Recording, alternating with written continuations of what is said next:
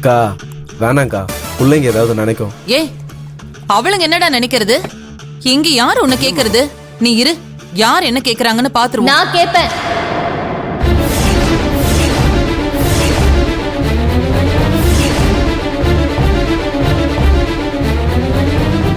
நான் கேட்பேன், நாக்கு புடுங்குற மாதிரி கேட்பேன்.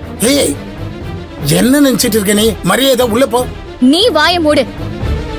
ச்சீ, நீ எல்லாம் ஒரு அப்பனா? பொம்பளை பிள்ளைங்க இருக்கிற வீடு எப்படி ஒரு ஆம்பளைய தங்க சொல்லுவ?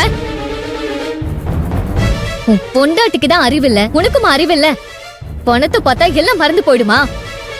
ஏய் என்ன பாத்தியாயா இவ எவ்வளவு திமிரா பேசிட்டு இருக்கான்னு?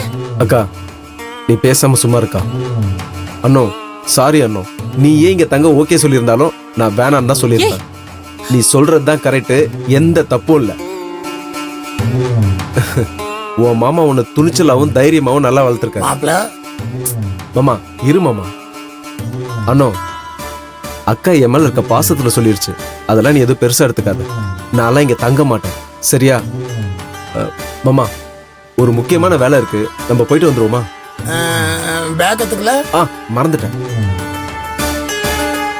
போலாம் மாமா. சின்ன பொண்ணு வரேன்க்கா. ம்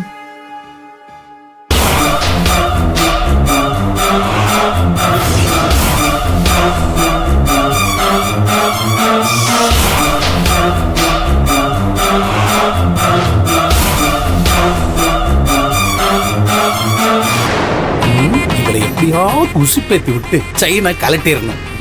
இங்க பாரு மணிமா, நீ எனக்கு பொண்டாட்டியா வந்தது நான் பூர்வ ஜென்மத்துல செஞ்ச புண்ணியம். எனக்கு நீங்க புருஷனா வந்தது நான் செஞ்ச நீ செஞ்ச பாவம். மணிமா, நாம செஞ்ச பாவம்லாம் காசுக்கு போனோம்னா கரைஞ்சிரும் மணிமா. ஆனா காசு இருந்துச்சுன்னா எல்லா பாவங்களும் புண்ணியங்களா மாறிடும். தெரிஞ்சோ தெரியாமலோ உன் பேர்லயே உங்க அப்பா மணிய வச்சுட்டாரு.